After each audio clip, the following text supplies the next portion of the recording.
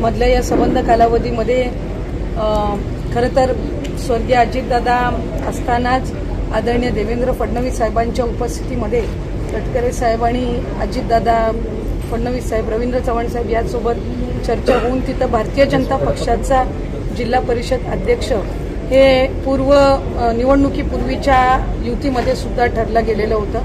त्यानुसार आज भारतीय जनता पक्षाचे अध्यक्ष यांचा उमेदवारीचा अर्ज आम्ही दाखल केलेला आहे. त्याचबरोबर उपाध्यक्ष म्हणून राष्ट्रवादी काँग्रेस पक्षाचा अर्ज दाखल करण्यात आलेला आहे. मधल्या या संबंध कालावधीमध्ये राज्यामध्ये ज्या 12 जिल्हा परिषदेच्या निवडणुका झाल्या त्याच्यामध्ये मग धाराशिव असेल, परभणी असेल, छत्रपती संभाजीनगर असेल, कोल्हापूर असेल, सांगली, सातारा, पुणे आणि रायगड, रत्नागिरी, सिंधुदुर्ग अशा तर या संबंध याच्यामध्ये महायुतीनी अधिकाधिक ठिकाणी बहुतांशी ठिकाणी एकत्रितपणाने यावं अशा पद्धतीची भूमिका राज्याचे मुख्यमंत्री देवेंद्र फडणवीस साहेब, राज्याचे उपमुख्यमंत्री एकनाथजी शिंदे साहेब, राज्याच्या उपमुख्यमंत्री सुनेत्रा काकी पवार असतील, आदरणीय प्रदेशाध्यक्ष तटकरे साहेब, आदरणीय प्रदेशाध्यक्ष रवींद्र चव्हाण साहेब असतील, बावनकुळे साहेब असतील, तिथून उदय सामंत साहेब असतील, या सगळ्यांनी सुद्धा त्या ठिकाणी घेतली.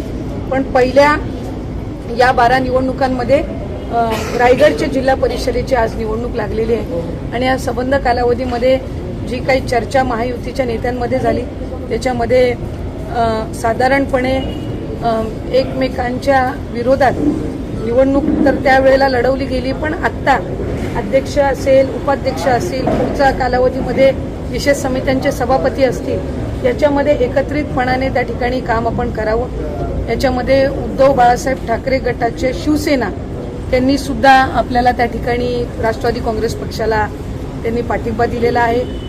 काँग्रेससोबत सुद्धा सकारात्मक चर्चा ही झालेली आहे. शेवटी प्रदीर्घ कालावधीनंतर या निवडणुका झालेल्या आहेत. 2017 शेवटच्या निवडणुका झाल्या होत्या. त्यावेळेला राष्ट्रवादी काँग्रेस पक्ष शेतकरी कामगार पक्ष म्हणून अध्यक्ष म्हणून मला माझ्या पक्षाने त्यावेळेला संधी दिली. उपाध्यक्ष म्हणून त्यावेळेला ॲडव्होकेट अस्वादजी पाटील होते. सभापती म्हणून त्यावेळेला शेतकरी कामगार पक्ष आणि राष्ट्रवादी काँग्रेस पक्षाच्या सदस्यांनी काम केलं आणि जवळपास 8-9 वर्षाच्या नंतर या निवडणुका झाल्या. साधारणपणे निवडणुका होत असताना प्रत्येक जिल्हा परिषद सदस्य जो निवडून येतो त्याला असं वाटत असतं की बाबा आपल्याला जिल्हा परिषदेच्या माध्यमातून त्या ठिकाणी आपल्या मतदारसंघामध्ये विकास कामं करण्याची संधी मिळावी.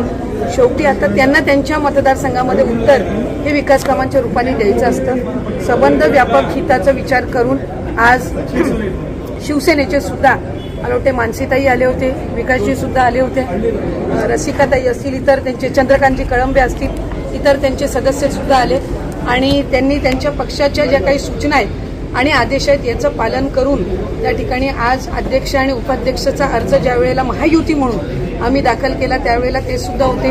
भारतीय जनता पक्षाकडून तर तिन्ही आमदार मोदी असतील, खासदार धैर्यशील पाटील साहेब असतील, हे सुद्धा होते. सगळे वरिष्ठ जिल्हा परिषदचे सदस्य आम्ही त्या ठिकाणी अनिकेतभाई असतील, कार्याध्यक्ष असतील, आमचे जिल्हाध्यक्ष असतील, आम्ही सगळी मंडळी त्या ठिकाणी होतो. त्याच्यामुळे जिल्हा परिषदेमध्ये पुढचे 5 वर्ष काम करत असताना लोकांच्या हिताच्या दृष्टिकोनातून, जिल्ह्याच्या हिताच्या दृष्टिकोनातून काम करावं या पद्धतीनं ही पावलं उचलली गेलेली आहे. मी तिन्ही पक्षांच्या नेत्यांचे आभार मानेन. त्याचबरोबर इतर मित्र पक्षांनी सुद्धा ज्यांनी पाठिंबा दिलेला आहे त्यांच्याही पक्षाच्या नेत्यांचे आभार मानेन आणि जिल्ह्याच्या प्रगतिशील वाटचाली आम्ही आत्ता आज जिल्हा परिषदेची निवडणूक होती. आज जिल्हा परिषदेच्या दृष्टीने एक सकारात्मक पाऊल उचललं गेलेलं आहे. त्याच्यामुळे आज ही निवडणूक पार पाडणं, विशेष समित्यांच्या सभापती पदांची निवडणूक ही एकत्रितपणाने पार पाडणं आम्ही या दृष्टिकोनातून पावलं उचललेली आहेत. योग्य वेळी जो पुढचा विषय आहे त्या संदर्भातला पण निर्णय घेतला. पालकमंत्री पदाचा डेडलाईन काय आहे का? पुढे कधीपर्यंत लागेल? अशी काही डेडलाईन दिलेली नाही. आम्हाला विश्वास आहे की राज्याचे मुख्यमंत्री देवेंद्र फडणवीस साहेब, उपमुख्यमंत्री शिंदे साहेब, आदरणीय सुनेत्रा काकी, रवींद्र चव्हाण साहेब, तटकरे साहेब सगळे मिळून योग्य पद्धतीनं राज्याच्या आणि जिल्ह्याच्या हिताच्या दृष्टीने